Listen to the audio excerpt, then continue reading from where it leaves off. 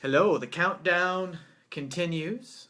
This, of course, is the next installment of my top 10 learnings in my business from 2016, as well as some predictions I have for the coming year, which is, of course, 2017. And so we're on to number 8. And so I'm counting down from 10 down to 1, and I've provided links to the previous two videos if you happen to miss them. So we've got the links above, below, somewhere anyway, in the description of this video to go check out learning number 9, which is about the easiest way to increase your sales conversions, and lesson number 10, which I refer to as the rule of complexity. So if you haven't seen those, by all means go check those out after you've watched this video. So today is learning number 8, and I'm calling it When Boring is Better. So first of all, let me suggest or to say that the learning here, I don't consider it to be a truism. This isn't a black or white issue. This is something, as I see it, it's a continuum. And depending on where you're at in your the development of your business, you're going to be, this will be more or less relevant, more or less true in your business. So the thing that I feel that I've learned this year is that as we grow, the ability to be able to see in advance or to know with some type of certainty what's coming up in our business with things like cash flow, as an example, become more and more important.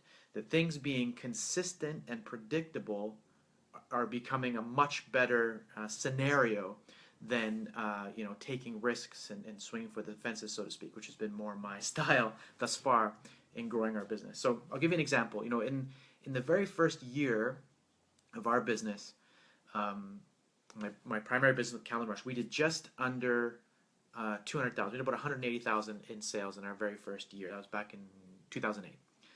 And at that time, at the end of that first year, we were free to take on a lot of risk. Like we could significantly modify the model of our business in an attempt to grow, and we did do that. And that was our pattern for many years. We would grow anywhere from 50 to 100%, like some growing by either a half or doubling year over year, which was awesome.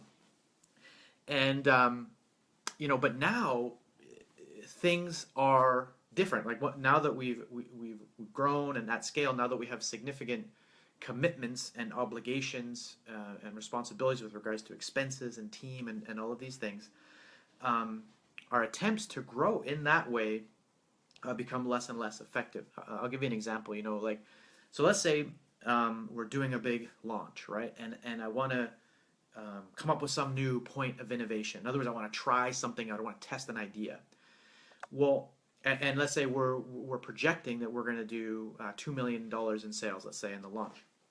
Okay, great. Now, if the points of innovation, or if the things that we're attempting to do, let's say that they don't go according to projection, they don't go according to plan, turns out there's some degree of failure to it, if you want to call it that, and the launch only does $1 million. Okay. Well, on the one hand, it's like, oh, wow, we did this thing in 2 weeks or whatever, made $1 million.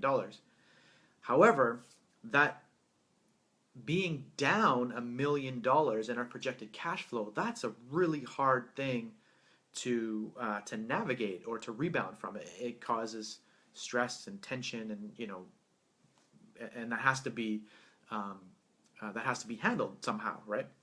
Whereas previously, if we were taking some risks, like years ago in a campaign, we're saying, hey, we want to really swing for the fences on this. We're going to take a few risks.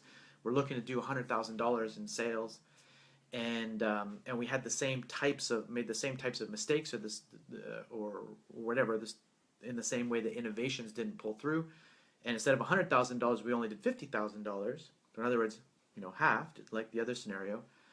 That was no big deal. I mean, a lot of times we could bounce back from that in a single week, just reaching out and maybe offering someone a one-on-one coaching package for $50,000 or something. Well, now we've made up that difference in our projected cash flow, and we could do that sometimes in a single week. So as we grow, the learning, or what I've been what I feel I've been learning through making mistakes, frankly, is that becomes less and less favorable because the mistakes or the shortcomings or the points of innovation that don't work become more and more costly. So, you know, in watching this, you may think that it's kind of like a boo-hoo or an argument against growing and taking on, bigger things like team and stuff like that. And I assure you, that's not the point that I'm making here. Okay, so with that in mind, what's the learning here? Well, the learning is simply that as we grow, that I need to be a lot more choosy about the points of innovation that I choose to pursue, or that the risks that I choose to take on. So the idea of, as I was mentioning before, consistency and predictability, those things are becoming much more favorable than taking risks, or taking the types of risks that I used to enjoy taking, and frankly still enjoy taking in our business. But when the risks don't pay off, now the impact that it has on our entire organization and our team is tremendous relative to days of yesteryear, or whatever the saying is. So I called this learning when boring is better. And what I mean by this is simply that as our business grows, this idea of consistency and predictability become much more favorable. It's like investors say that when you're going into investing, you don't want to invest money unless you can afford to lose it.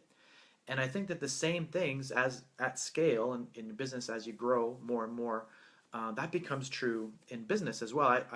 So what I'm learning now is that we're at the point where I can't really, or I shouldn't be taking risks in my business unless I know 100% I can afford to lose on that risk.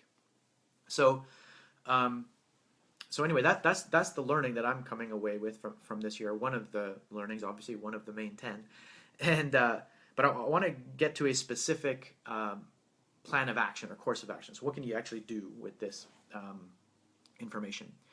Well,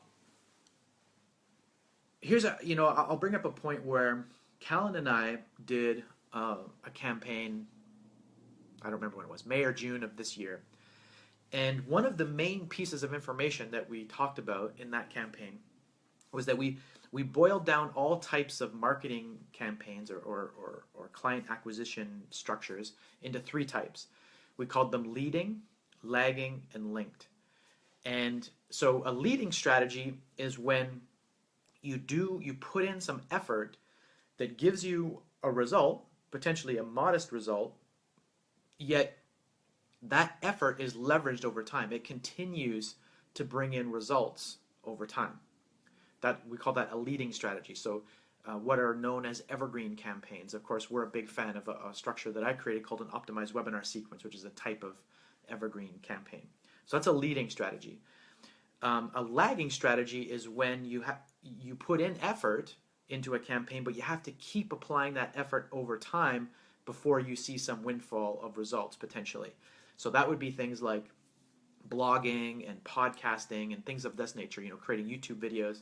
These types of things don't tend to get results unless you consistently keep at the effort and applying the effort over time. That's called the lagging. And what's a linked strategy is when you put in some effort into something, into a campaign, and you get the result in real time. You get the result at the same time that you're applying the effort, but when the effort stops, the results also stop. So an example of that would be a live event, which of course we're huge on live events. We do a lot of live events and teach people how to do live events. And online launches, which of course I'm a huge fan of as well, and follow one of my primary mentors, a gentleman named Jeff Walker. So that's a linked strategy. Okay, so we've got these leading, lagging, and linked. So the action here is, well, first of all, one of the main points here with this idea of predictability and consistency is that as you grow, what I'm learning more and more and more and more is that leading strategies become more and more important. So things like optimized webinar sequence, which is just an evergreen campaign style that focuses on automated webinars. Huge fan of that, obviously. A gentleman named Stu McLaren did a good friend of mine, did an amazing launch this year where he was talking about the importance of what he calls a recurring revenue model, and he was teaching people how to create membership sites and whatnot. He's taught us how to do that. That's another version of this idea of creating predictability and consistency with regards to cash flow, which is another, anyway, the recurring revenue model is another wonderful model. But these things, they're achieving the same objective, right? So what I would do is, or the plan of action that I'm inviting you or challenging you to take on would be to ask yourself, what's one thing, just one thing, what's one thing that you can do in 2017 that's going to make your cash flow more predictable? So one thing you can do in your business in 2017 to increase the predictability of your cash flow. And once you've answered that question, I would love, love, love to hear what you've come up with. So please leave it in a comment below. Declare it, to the world or to the universe or whatever your feeling is around that. And hopefully that your ideas will inspire others as well. So maybe even me. So please, by all means, when you answer that question, please leave it in a comment below. Again, the question is, what's one thing that you can do in 2017 to increase the predictability of your cash flow? So I'm not saying to increase your cash flow necessarily, though that would be amazing too. I'm just asking you to come up with something that increases the predictability of it. And for me, I'll tell you what it is for us in 2017. We've got a few initiatives, including we're revitalizing our optimized webinar sequence, which is one, and we're also we've been designing what Ryan Levesque calls a survey funnel, which we're looking to create an evergreen process out of an assessment-based front end as well.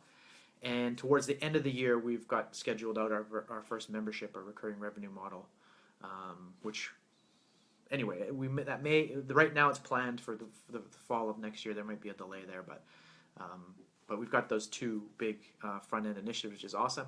And then in the bigger context, the thing that I want to do, I don't know if we can achieve this in 2017, if it might take a bit longer, I don't know, but take a closer look.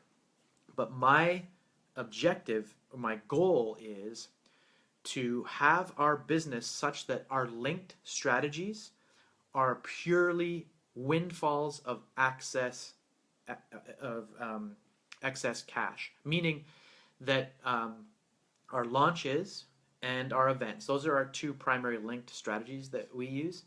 I want our business to be such that our business can absorb $0 results, meaning that every dollar that comes in from our big JV launches, which we do 2 a year, and our live events, that is all windfall access capital that we can use, as profit, or we can reinvest in the growth of our business or whatever. But it's all money we don't need. That's my goal, so that our business runs on its own, based on our leading strategies. And I'm confident, I don't know how long it'll take, I'm confident we'll get there. We've been there before in our business, so it's nothing new for us, which is good. I mean, we've done that before with our evergreen sequences, or optimized webinar sequence. So I'm looking forward to that. So that's my intention, that's my plan, and I'd love to hear yours. What's the one thing you can do in 2017 to increase to have your cash flow be more predictable, or to increase the predictability of your cash flow? And please leave that in a comment below to declare it and to inspire the rest of us. And I'll be on here again tomorrow. Of course, at the time of this recording, it's Christmas Eve. And I will be here again tomorrow. As promised, I'll have learning number 7 tomorrow, as I'm just doing one a day for the last 10 days of the year. So I'll see you again tomorrow. And again, if you've seen, or if you missed, learnings number 9 and 10, there are links to both of those either above or below, wherever, in the description of this video. So thanks for watching, and when you answer that question, please leave it as a comment below. What's the one thing you can do to increase the predictability of your cash flow in 2017? And until next time, be brilliant. Thanks for watching. Bye now.